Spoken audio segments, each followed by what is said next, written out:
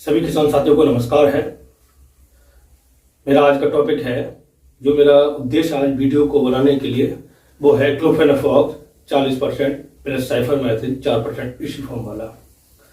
इनका कार्य, डोज और किस किस फसल में इनका प्रयोग हम कर सकते हैं। अगर छोटी अवस्था पे हमारे फसल में कीड़ा लग जाता है, और कीड़े लगने का बहुत सारे कारण होते हैं, ये हम भूमि को हम ट्रीट नहीं कर पाते हैं। ट्रीट ना करने की वजह से भूमि में बहुत सारे कीड़े उत्पन्न हो जाते हैं, तो वो हमारे पौधे को कुतरते भी हैं, खाते भी हैं, और कहीं कहीं छिद्र भी कर देते हैं रस चूसने वाले कीट।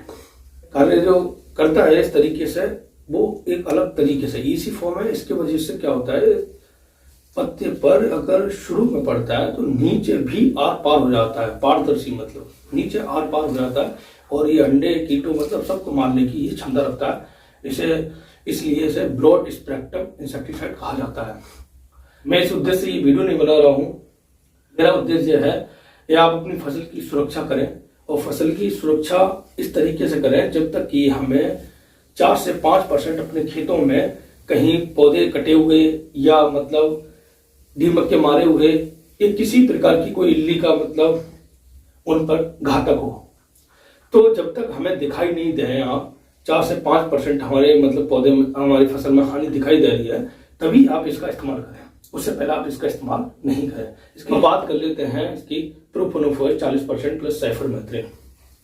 ये भी एक कॉन्टैक्ट स्टोमक 2 तरीके से कार्य करता है। कॉन्टैक्ट तुरंत जो स्पर्श में होते हैं उनको कीटों को मारता है, और जो स्टोमक जो कीट कुतरने और जो खाने वाले हैं उन्हें वो खाते हैं, फिर उसके बाद वो खाना छोड़ देते हैं। और इसमें जो ट्रांस लेमिनार बहुत तेज होता है, क्योंकि इसी फॉर्म का है कि पौधे के ऊपर पड़ते ही नीचे पारदर्शी हो जाता है, जिससे अंडे, माइट वगैरह सारी चीजों को ये मारने में बहुत तरीके से सक्षम रहता है। कीट के इधर रस चूसने वाले कीट एफिड जैसिड है, और इल्लियों की बात कर लेते हैं, तो फल वेदक है, तना छेदक है, और किसी भी प्रकार की सुंडी हो उसे ये कंट्रोल करने में सक्षम रहता है। अब इसकी बात कर लेते हैं कार्य जो करता है अपने खेत में हमारे में, वो करता है 10 से 12 दिन। इसका भी लगाने का जो आप लगाएं इसे, तो पहले अपने खेत में देख लें जाकर हमारे खेत में क्या % हमारा फसल को नुकसान है। 4 से 5% जब नुकसान अगर आपको दिखाई दे तभी आप इसे लगाएं। तो ये पीला सिमलर आता है, इसमें पीला सिमलर होने की वजह से ये हमारे मित्र कीटों को और वायुमंडल दोनों को ही प्रदूषण करता है। मित्र कीटों को नुकसान देता है और वायुमंडल को प्रदूषण करता है। इसलिए इसमें विशेष सावधानी यही आपको बरतनी है, ये फ्लोरिंग स्टेज नहीं होनी चाहिए, और पौधा कम से कम 20 से 25 दिन का हो, तभी आप इसे इस्तेमाल करें। और इसकी जो डोज है वो विशेष सावधानी में आपको बरतनी चाहिए, क्यों ऐसी डोज देने से क्या पौधे पर बहुत बुरा असर प्रभाव पड़ता है। इसकी जो संतुलित डोज है वो जैसे कि हमारी छोटी फसलें, धान फसलें में जैसे मक्का है, और गन्ने में और कपास में, इनमें ऐसी डोज लगती है, वो कंपनी रिकमेंडेड करती है, इसके लिए 500 ml करती है। 500 ml तक 1 एकड़ में इसका लग जाती है डोज। गन्ना कपास में, चने में भी डोज इसकी लग जाती है। सोयाबीन है, किसी प्रकार का कोई कीट और रस चूसने वाले कीट है। और अब सब्जी वर्ग की बात कर लेते हैं, जैसे करेला है, भिंडी है, प्याज है, लहसुन है, और मिर्च है, गोभी है, पत्ता गोभी है, इनमें लगा सकते हैं आप। जिसकी डोज है वो थोड़ी संतुलित में लेनी है, वो इसको 1 एकड़ में लेनी है, वो 250 ml लेनी है आपको। लगाने का समय क्या है इसका? लगाने का समय आप सुबह 8 बजे से लेकर गर्मी के मौसम में 10 बजे तक आप इसका प्रयोग करें। फिर उसके बाद जो प्रयोग आपको करना है वो 4 के बाद करना है शाम को।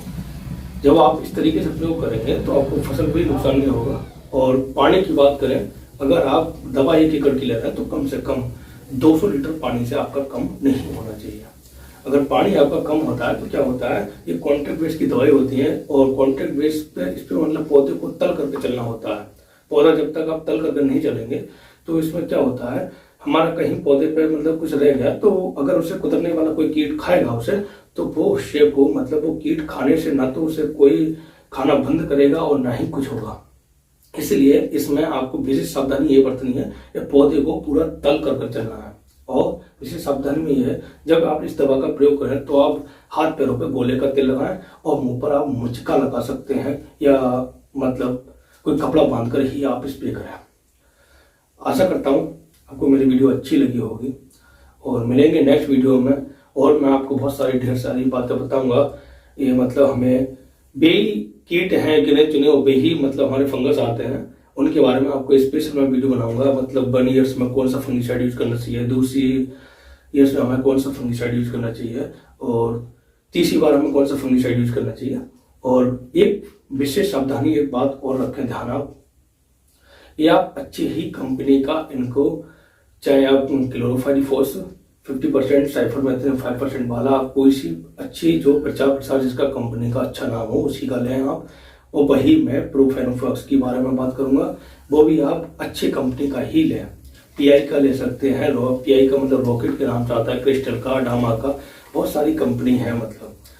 और नागार्जुन का ले सकते हैं आप, तो सिजेंटा का ले सकते हैं। बहुत सारी कंपनी है जिनका प्रचार प्रसार बहुत अच्छे से है, आप उन्हीं कंपनी के मतलब इनका चुनाव करें।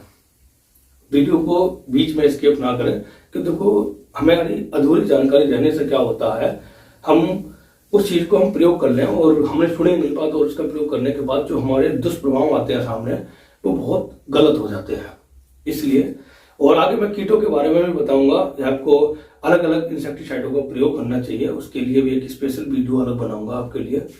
ये इंसेक्टिसाइड को एक बार इस्तेमाल करने के बाद फिर कौन सा इंसेक्टिसाइड हमें प्रयोग करना चाहिए, बारी बारी में आपको बताऊंगा, अगर अधिक कीटों का प्रकोप ज्यादा है। मिलता हूं नेक्स्ट वीडियो में, तब तक के लिए नमस्कार।